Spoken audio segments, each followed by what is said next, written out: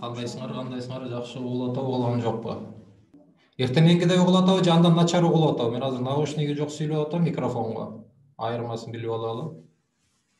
Жакшы, рахмат, угулуп жатат. Хорошо. Анан мен азыр сабак башталардын алдында сразу эскертип коеюн, бүгүн ичине көбүрөөк ойнойбуз, көбүрөөк силер менен маек курабыз. Ошондуктан дароо эле азыр эле камераңарды тууралап койгула баарыңар. Мурдагы дүйшөмбү күнү кичине жакшы иштеше албай, кээ бирлердин партнерлору жок болуп калды. Ошондуктан эки-экиден бүгүн көп иштейсиңер. Сразу эле микрофондоруңар менен камераңарды туташтырып даярданып койгула. Оюн кандай оюн упражнениялар университеттерде, актерский факультеттерде, ушул эмоционалдык курстарда болгон оюндарды, көнүгүүлөрдү көрсөтөм. Ошолорду экиден бөлүнүп алып жасайсыңар. Бир-эки көнүгүүнү силер менен чогуу жасайбыз. Эртең мененки темага бир сыйра кыскача токтолуп өтөлү. Негизи бул курстардын, сабактарыбыздын максаты силердин эмоцияңарды басынтуу эмес да, эмоцияңарды жок кылып салуу эмес, силерди бар эмоцияларды туура колдонуп, ошол силердин турмушуңарга мындай пайдасы тийсин деген максат менен жасап жатабыз. Анан силер ошол эмоцияңарга алданбай, туура колдонуп, мындай турмушта пайдасы тийсин деген максат менен жасап жатабыз. Кыскача эскертип кетейин. Адам көп убакта өзүнүн эмоцияларын башкарууга жумшайт, маанайын, настроениясын көтөрүүгө жумшайт. Анан жана эртең мененки берген тапшырмага көбүңөр баардыгыңыздар жооп бериптирсиңер. Кайсы маалда мээ оңой жаман ойдон, жаман эмоциядан позитивке бурулат дегенге кичине токтолдум эле. Дагы эскертип кетейин. Любой кино көргөндө, китеп окуганда, мындай мээ алаксыганда эмоция өзүнүн өзү унутулат да. Ошондо силер жакшы маанайга бурулуп кетесиңер. Түшүнүңөрбү? Мен кыскача эле токтолуп атам эртең мененки айтылган нерселер боюнча. Анан дагы бир өтө маанилүү нерсе бул спорт, физикалык мындай дене кыймылдаганда, денеге күч бергенде силер ошол эмоцияңарды каалаган эмоцияга буруп кетесиңер да. Негативдүү эмоциялар ошондо жок болуп кетет. Анан силерге азыр бир актерлук, мен өзүм режиссер болгондуктан мен техникалардын баары ушул актерлук кесиптен силер менен чогуу азыр бир кичинекей упражнение кылалы. Элестет, мына болбосо силер настроениеңар жокто, кайгы, капага бөлүнүп атканда, же болбосо өзүңөрдү эретке келтирейин деп атканда, экзамендин алдында, элдин алдына чыгып сүйлөйүн дегенде, презентациянын алдында, же болбосо сүйгөн кишиңерге сөзүңөрдү айтайын деп атканда колдонсоңор болот. Баарыңар оң колуңарды көтөргүлөчү. Камерасын күйгүзө электер, күйгүзгүлө. Оң колуңарды көтөргүлө. Мен көрөйүн. Мына, прям ушинтип көтөргүлө. Муштумуңарды түйгүлө.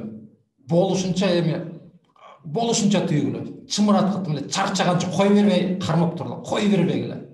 Канчага чейин чыдайт экенсиңер? Кармап турла, кой бербегиле. 10 секунд болобу, 20 секундпу, 1 мүнөтпү, 2 мүнөтпү, 5 мүнөтпү кармагыла, аябай. Болушунча тим эле тырмагыңар эртеңерге кирип кетсин. Кан токтоп калсын. Чыдабай кеткенде кой бергиле. Кармагыла. Оюңардын баарын ушул муштумга бургула эми. Муштумуңар жөнүндө ойлогула. Колуңар титиреп баштаганча кармагыла. Анан бул эме күчүңөр кетип тайып баштаганда өзүңөр эле кой бересиңер. Оюңардын баары ушул муштумга бургула. Муштумдан башка эч бир ой болбосун. Молодцы, чыдабай бардасыңарбы? Кармагыла. Камерасын күйгүзө электер, күйгүзгүлө. Ким кошула элек? Кошкула камераңарды. Кой бере бергиле. Канды жүгүртүп койгула. Бул жөнөкөй методика. Силер ар бир маанилүү нерсеге сүйлөөрдүн алдында, сөз айтардын алдында бир нерседен коркуп атсаңар, бир нерседен жөнүндө толкунданып атсаңар, колуңарды, муштумуңарды түйгөндөй кылып, бүт денеңерди чымыратсаңар болот. Бүт денени чымыратканда жанагы организмдер, нервтер ойгонот да, анан силер оюңар башка жака алаксабай, мисалы, элдин алдына чыгып алып уят болом дебей, сүйлөй албай калам дебей, сөздөрдү унутуп калам дебей, баарын силер денени биринчиден оптимизациялайсыңар, экинчиден концентрация ошол жака келет да. Муштумуңарды түйгөндөй бүт денеңерди түйүшүңөр керек да. Эки муштумуңарды түйүп алып, чымыратып, моюнтуп тургула, болушунча анан кой бергенде бул оюңар өзү эсине келет да. Мындай чайпалып туруп ордуна келет. Бул жөнөкөй прием, муну колдонгондо үйрөнгүлө, көп учурда ушуну колдонсоңор болот. Доскага чыгаарда, экзамендин алдында, кыз менен жолугаарда, жигит менен жолугаарда, свиданиеге бараарда, ата-энеңер урушуп койсо, комнатаңарга кирип туруп, себеп дегенде билесиңерби? Адамды эң жакшы алаксыткан нерсе бул жумуш да. Мисалы бир кайгы капага бөлүнүп турганда, бир жерге келбей атканда, китеп окуй албай атканда, сабак окуй албай атканда, үй тапшырма жазай албай атканда, оюңар чаржайып болуп турганда, туруп бир 20 мүнөт спорт менен машыгып койсоңор, отжимание жасасаңар, бул мээ тазаланат да. Түшүндүңөрбү? Бул жөнөкөй физиология. Муну баардык актерлор колдонот, спектакльдерде, ырчылар колдонот, актерлор колдонот киного тартуулардын алдында. Түшүнсөңөр, плюсту басып коюп тургула. Дагы кичине токтолуп, эртең мененки сабакты дагы эскертип атам. Мен ошентип азыр кете берем, айтылбаган калган нерселерди эстеп айтып кете берем. Мына байкадыңарбы? Силер жиниңер келсе, аны контролдой албайсыңар. Жиниңер итак келет да. Себеп дегенде жана айтпадым беле, миндалевидный тело ал ойготот да силерди эмоциянычы. Бирок ошону узактыгын өзүңөр контролдой аласыңар. Кааласаңар бир күн кечке страдать этсеңер болот. Кааласаңар бир күн кечке нерв болсоңор болот. Кааласаңар 2 мүнөттүн ичинде ошол жаман эмоцияны алып салсаңар болот да. Бирок аны мындай жана эртең айтпадым беле, кичинекей бала жини келип атса, эмне сөгүнөсүң, эмне мушташасың деп урушуп койгон менен ал мушташпай калат, бирок жана жини тарап кетпейт да ошондуктанчы.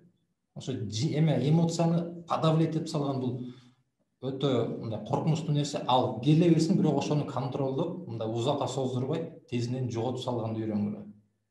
Бул коркуу сезими болушу мүмкүн, уялуу сезими болушу мүмкүн, тартынуу сезими болушу мүмкүн, сүрдөнүү сезими болушу мүмкүн. Кечээ күнү бирөө сурап атты эле, сүрдөнсөм ошону кантип жок кылам деп. Кыскача эртең мененки темаларды айтып өттүм. Бүгүнкү тапшырмаларыңар боюнча аябай кызыктуу нерселер келди. Көп нерсени түшүнүп турсуңар, көп нерсени үйрөнүп турсуңар, көп нерсени айтып берип атасыңар. Арасында күлкүлүү нерселер бар экен. Мен андай учурда жанымда турган адамды кучактап ийем, кыйкырып ийем, өкүрүп ийем, сөгүнүп ийем деген сыяктуу күлкүлүү нерселер көп экен. Анан позитивдүү да нерселер көп экен. Бир мага жаккан жери арамарда кайдыгер отурган кишилер жок экен да. Кээ болот, мен мынтип жооп бергендерчи, мен эч нерсеге көңүл бурбай, кулакка наушникти сайып алып, музыка угам дегендерчи. Бул жана эмоциянын өчүп калгандыгынын башка жагы да. Андай нерселердин жанынан бомба жарылса дагы көңүл бурбайт да.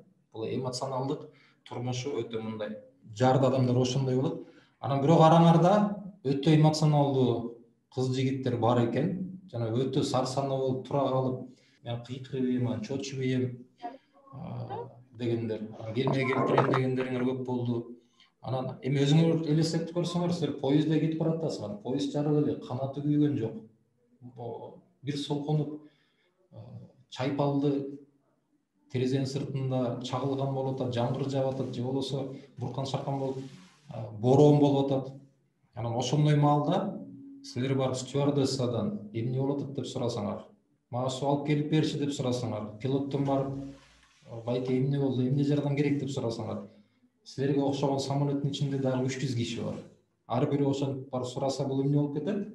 Бул кичине ошондой жерлерден мындай рационалдуу ойлонгонго үйрөнгүлө да, паника калтырбайчы. Пожар болгондо эми анын бетин ары кылсын, кичине өтө эмоция калтырбагыла да. Биз да мектептерде ошондой кичине бир нерсе болсо мушташа кетебиз, бир нерсе болсо ызылдап чыгабыз.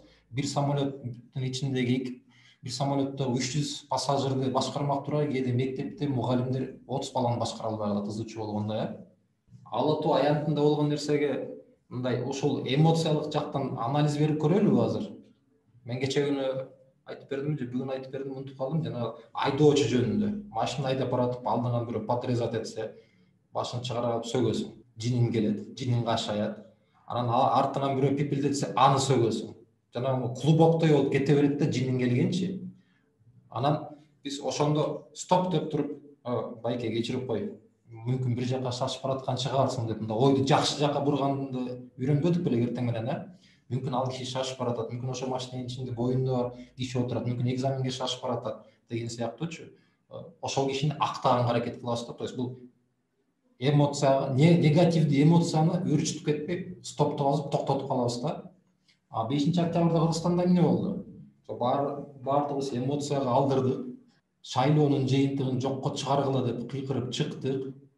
Жыйынтыгында эмне болду? Президент кетти, БШК шайлоонун жыйынтыгын кайра карап чыгабыз деди. Мындайча айтканда митинг максатына жетти. Туурабы? Бирок биз жана торумузду база албай калдык да. Биринчи революцияда да ошондой болгон, экинчи революцияда да ошондой болгон, үчүнчү революцияда да ошондой болгон. Максатка жеттик, бирок жанагы уже эмоцияга берилип кеткенден кийин уже стоп иштебейт да биздикичи. Жок, биз талкалашыбыз керек, өрттөшүбүз керек, дүкөндөрдө барып тоношубуз керек, мушташыбыз керек. Натыйжада түнү менен 3 түн көчөлөрдү кайтардык, ДНДшниктер чыгышты. Бул жанагы эмоцияны кармай албагандыктын мамлекеттик деңгээли да. Түшүндүңөрбү? Бул силер деле эмес, бул мен деле эмес, бизде Кыргызстанда эле негизи эле ушул мындай эмоцияны жакшы кармаганды билбейбиз да. Ошон үчүн да ошол сабак өтүлүп жатат.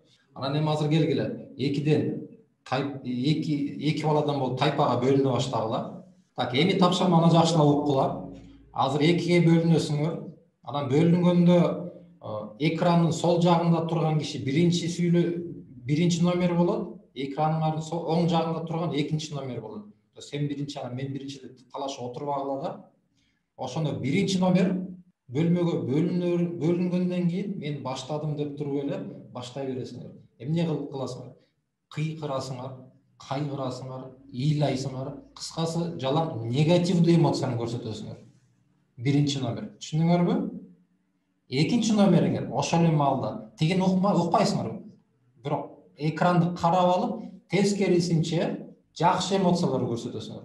Каткырасыңар, күлөсүңөр, кубанасыңар, өзүңөрдү бактылуу сезесиңер. Түшүндүңөрбү? Ошондо эки карма каршы эмоция. Бирөөңөр негативдүү, бирөөңөр позитивдүү. 2 мүнөт. Токтобой, бирөөңөр жакшы эмоция, бирөөңөр жаман эмоция. Туура 2 мүнөттөн кийин алмашасыңар. Түшүндүкпү? Молодцы. Анда эмесе баштай бергиле, группаларга жөнөй бергиле.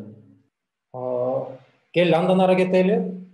Биз сезимдерибизди, эмоцияларыбызды мындай жаңы пайда болгондо приказ бериш кыйын да, аларды жок кылыш да кыйын, башкарышты бир сыйра айтып кеттик. Эми азыр мындай кылабыз. Баарыңар мен көрүп турам. Үйрөнүп алдык баарыңарды одновременно көргөнгө. Жакшы.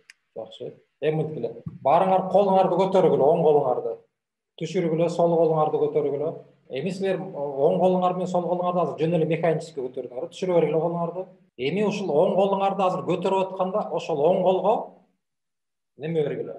Характер бергиле, акрас бергиле. Биринчи акрас оң колуңарды аяр көтөргүлө эми. Каалаганда бирок аяр деген акрас менен көтөргүлө. Кээ бириңер коркуп көтөрүшүңөр мүмкүн, кээ бириңер колуңар айнектеп, элестетип көтөрүшүңөр мүмкүн, кээ бириңер колуңар ооруп атат деп көтөрүшүңөр мүмкүн. Просто аяр мамиле менен көтөргүлө колуңарды. Эми ошондой эле түшүргүлө аяр мамиле менен. Абайлагыла сынып кетиши мүмкүн айнек болсо. Эми сол колуңарды көтөргүлө. Отургула. Так, түшүргүлө. Эми сол колуңарга дагы акрас менен көтөргүлө. Коркуп көтөргүлө сол колуңарды. Кандай менен жылмайып, жыргап көтөрөсүңөр сол колуңарды. Тайжып түшүргүлө, болбойт кайра. Мындайда биз сезимдерибизди башкара албайбыз. Бирок биз кыймылдарыбызга кандайдыр бир мындай приказ болобу, приказ дейбизби, орусча негизи акрас деп айтылат. Мындай бир боёй алабыз да. Түшүндүңөрбү? Мисалы, силер телефонду алганда башкача аласыңар. Кичинекей баланы көтөргөндө башкача көтөрөсүңөр. Туурабы? Алтынды көтөрсөңөр такыр башкача көтөрөсүңөр. Бул силер өзүңөр мындай эмоцияңарга приказ бере албайсыңар да, бирок кыймыл аракетке силер мындай приказ берип койсоңор, кыймыл аракет силердин эмоцияңарды башкарып кетет. Түшүндүңөрбү? Мен азыр мындай колдун эле мисалы менен көрсөтүп бере атам. Бирок ошону силер мындай бара-бара мындай өзүңөргө дагы проецировать этип көргүлө, өзүңөрдү сыртыңардан карапчы.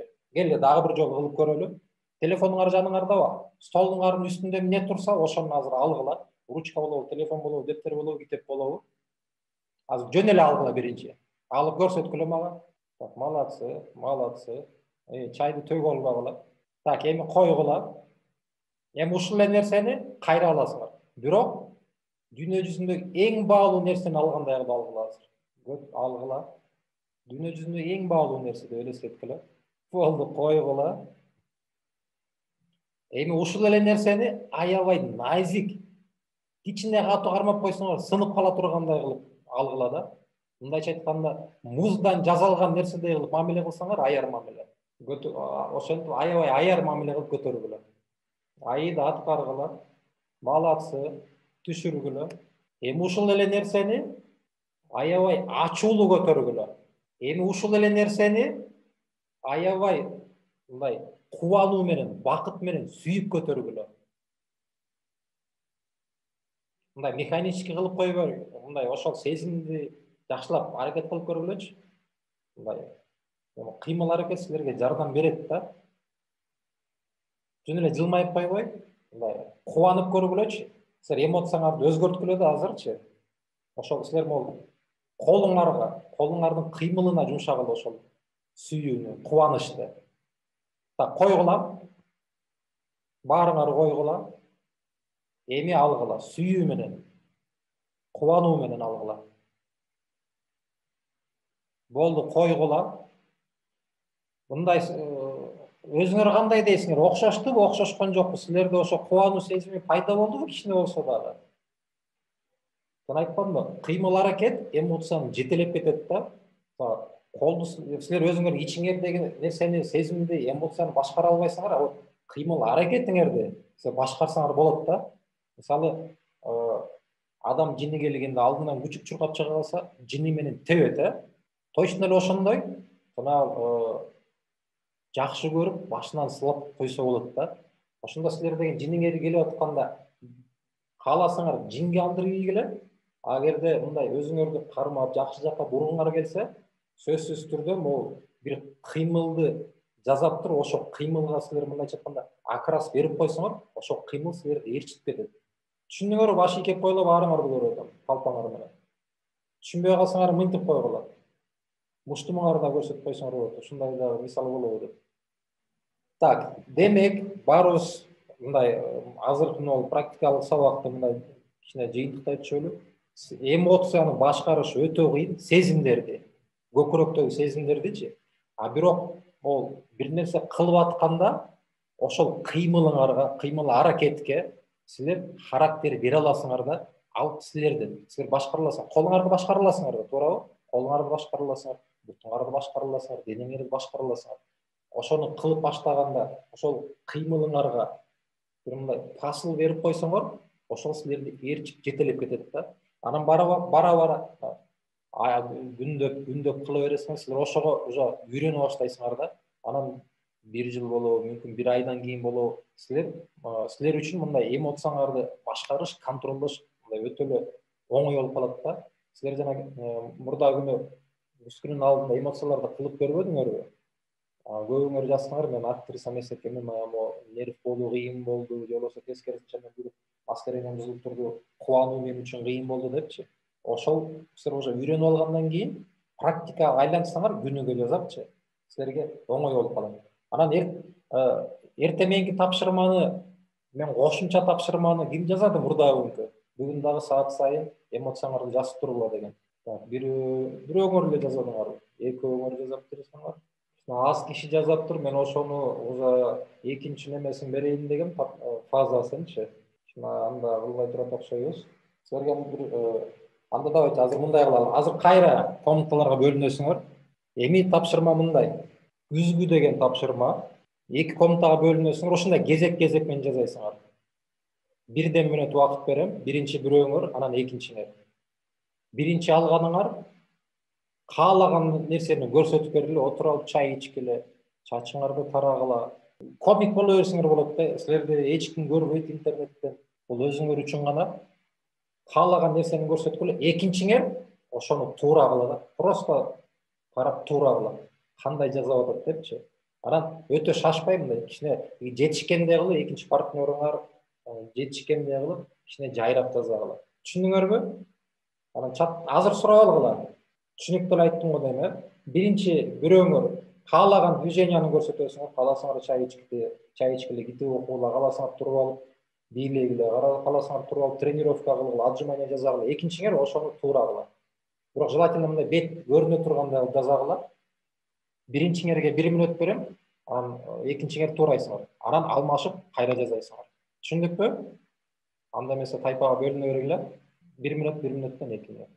Тапшырманы кылдыңарбы же кылган жоксуңарбы? Чыныңарды айткылачы.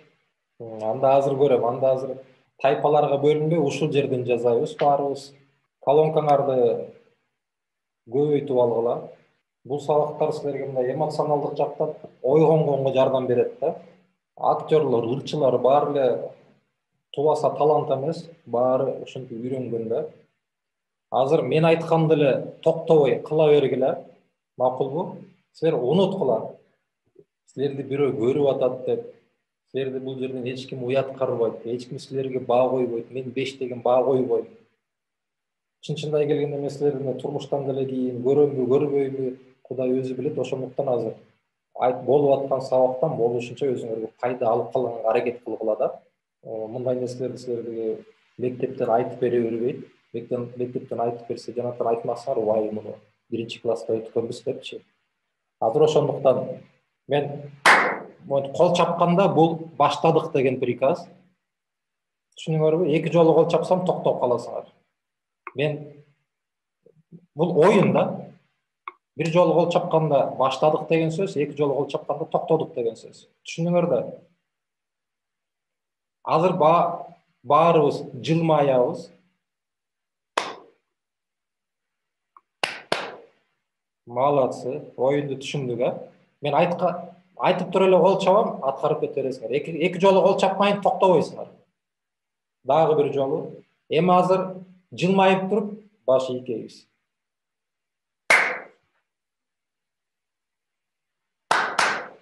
Токтобой эле ошентип бергиле. Эми азыр жылмайып туруп, баш ийкеп туруп, учурашабыз. Анан учурашканда мени эле эмес, мындай көрүп атасыңар да калгандарын, же көрбөй элесиңер, же мени эле көрүп атасыңарбы? Мени эле көрүп атасыңарбы?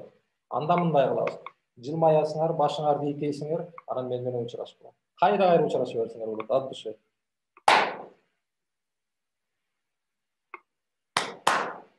Молодцы. Эми азыр жылмаясыңар, баш ийкейсиңер, учурашасыңар. Анан дейсиңер. Воздушный поцелуй жөнөтөсүңөр.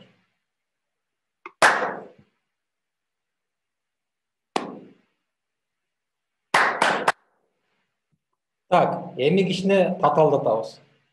Азыр жылмаясыңар, баш ийкейсиңер, учурашасыңар, анан бийлеп баштайсыңар. Отурган жериңерде. Туруп турсаңар, туруп алып бийлей берсиңер болот. 2 жолу кол чапмайын, токтомой жок. Макул, каалаган бийиңерди.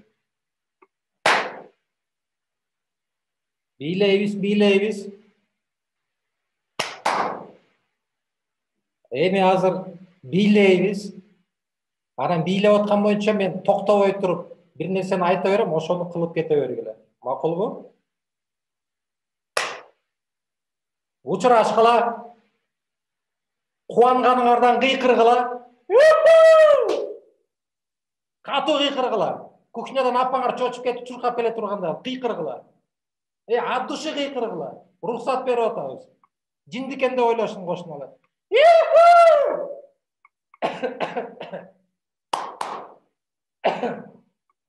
Бийлейсиңер. Бийлеп атканда бирок оң колуңар айнектен жасалган кол экен деп элестеткиле. Түшүнүңөрбү? Бийлеп атасыңар, бирок оң колуңар айнектен жасалган кол. Абайлагыл, оң колуң сынып кетет ай. Абайла, оң колуң сынып кетет. Айнектен жасалган кол дедим. Эми сол колуңар жыгачтан жасалган кол. Зомби болуп кеттик го баарыбыз, Так. Эми азыр мени туурап кол чапкыла. То есть ритмди кармагыла да. Ритм көңүл бургула, мага көңүл бургула.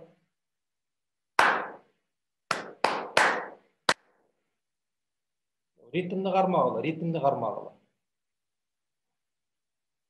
Яманда силерге тааныш ритмин деметейин. Стоп. Эми карагыла. Силерге мындай, бул даже тапшырма эмес. турмушта жаңы способности дейт эмеспи, орусчасы кандай болуш алат? Жаңы жөндөмдөр, жана как раз мастер-класстар жумшак жөндөмдөр деп атат. Бул жаңы жөндөмдөр. Мындай кылгылачы, кийинки сабагыбыз бүрсү күнү болот, пятница күнү болот. Силер бүгүн саат 9-да сабак бүткөндөн баштап, эртең дагы бүрсү күнү сабак башталганча жакшылап үй бүлөңөрдөн же болбосо биз досторуңарды алып эле кечке байкагыла да, сыртынан кечке карагыла. Эмне кылып атат, кандай сезими кандай ошондо жини келип атабы, жини келген жокпу, эмоциясын тапканга аракет кылгыла да. Апаңарды карагыла, тамак жасап атат. Тамакты кандай сезим менен жасап атат, жини келип жасап атабы, же кубанып жасап атабы, же сүйүү менен жасап атабы, же болбосо иниңерди байкагыла. Сабагын кандай сезим менен жасап атат, кандай эмоция менен жасап атат, мындай жалкоолонуп жасап атабы, же от души жасап атабы. Өзүңөр каалаган кишилерди алып алып, кечке бүгүн жатканча эртең бир күн кечке 1 же 2 кишини анализдеп чыккыла. Макулбу? Силер үйүңөрдөгү кишилерге антип мамиле кылып көргөн эмессиңер, анализ кылып көргөн эмессиңер, бирок бул тапшырма прямо анализдеп көргүлө. Эмне жөнүндө ойлонуп атат, от души жасап атабы, сезими кандай, эң негизгиси эмоцияларын тапканга аракет кылып көргүлө. Макулбу? Экинчи тапшырма. Силер эртең сөзсүз түрдө бирөө менен сүйлөшөсүңөр. Ошо силер сүйлөшүп аткан адамдын, мисалы бир суроо берип койгула, анан жакшылап карап отура бергиле да. Сүйлөшүп аткан адамдын эмоцияларын тапканга аракет кылгыла. Анан эмоцияларын түшүнүп, ошол адамдын, мисалы апаңар болобу, подружкаңар болобу, кошуна болобу, кайсыдыр бир нерселерин өзүңөр түшүнүп туруп, өзүңөрдөн издегенге аракет кылгыла да. То есть мындайча айтканда, ошол адам менен окшоштугуңарды издеп тапкыла. Сөзсүз түрдө силер кайсыдыр бир любой адам менен окшоштугуңар чыгат да, жакшылап көңүл буруп издегиле. Эмне үчүн мисалы нанды туураган ушинтип туурап атат, эмне үчүн башкача туураган жок деп, же болбосо мисалы эмне үчүн кечке эле мага окшоп мисалы эгин кармай берет, кечке сакалын кармай берет деп аябай анализдегиле. Анан ошол нерсени өзүңөрдөн окшоштук тапканга аракет кылгыла. Түшүндүңөрбү? Бир кишини сыртынан кечке анализдейсиңер, а бир киши менен сүйлөшүп, маектешип отуруп анализдейсиңер. Түшүнсөңөр лайк басып койгула. Ай, молодец, мен Инстаграмдан өмүрүмдө ушунча лайк алган эмесмин. Рахмат лайктарга. Дагы бир оюн ойноп көрөлүбү? Так, давайте, хорошо. Азыр бизди кайра эки группадан бөлүшөт. Мындай кылгыла. Силер пантомима деген эмне экенин билесиңерби? Бул вербальный информациянын вербальный анан невербальный деп бөлүнөт. Анан бул силерди мына ичиңердеги нерсени сыртка берүүгө үйрөтөт да. Мындай денеңер мененчи. Жана түшүндүрүп бербедимби? Силер любой эмоцияны, силерде болгон сезимди ичиңерден башкара албайсыңар, кыймыл менен башкара аласыңар да.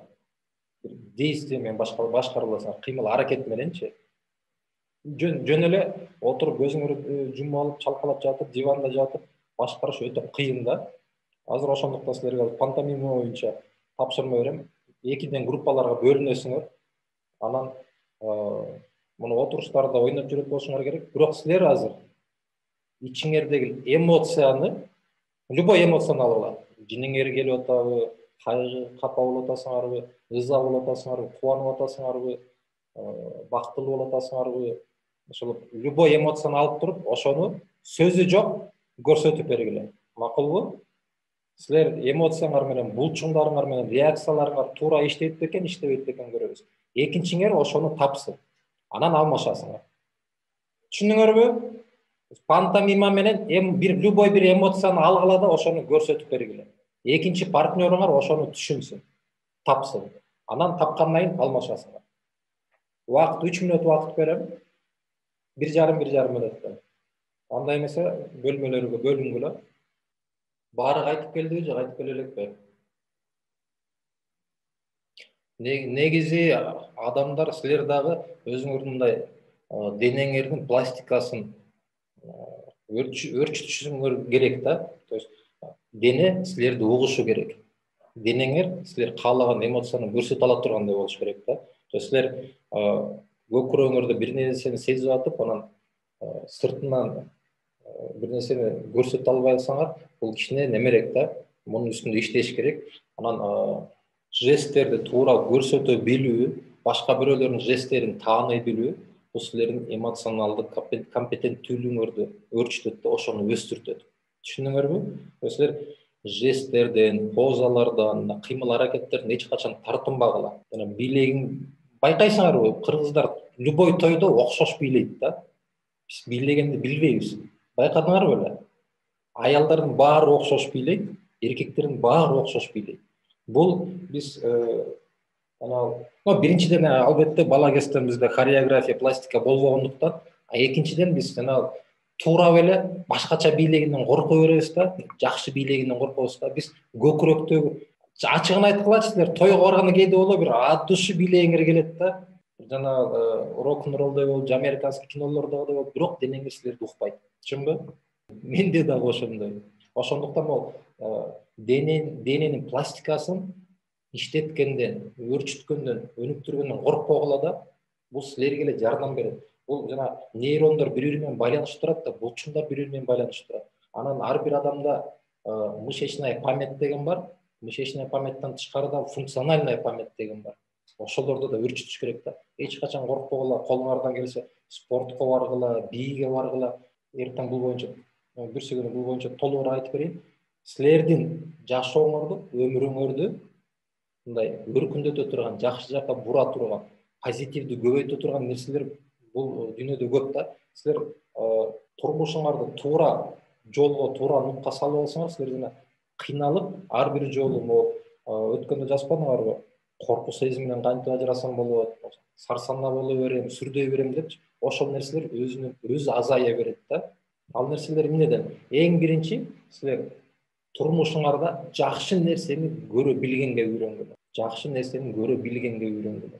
Бул мындай учурдагы нерсе да, сиюминутный нерсе. Азыр капаланып турсаңар, жакшы нерсени көргөнгө үйрөнгүлө. Телевизордон дагы болот атса, жаман нерсени кое албай, жакшы нерсени көргөнгө үйрөнгүлө. Бул силердин эмоционалдык настроюңарга, эмоционалдык фонго позитивдүү таасир этет да. Экинчиден, силер өзүңөрдүн турмушуңарда позитивдүү нерселерди көбөйтө турган окуяларды өзүңөр ойлоп табышыңар керек да.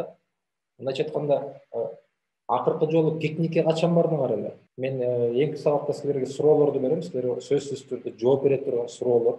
Бул дагы жана тапшырма сыяктуу эле. Ал силер ошол суроолорго берилген жооптор мага кереги жок, бул силерге керектүү нерселер да. Ошо менен сабагыбыз аяктап калды. Пайдалуу болуп атабы сабак же мен жөн эле сүйлөп атамбы? Рахмат, лайкыңарды аябагыла, лайкылдаткыла, смайликтериңерди да аябагыла.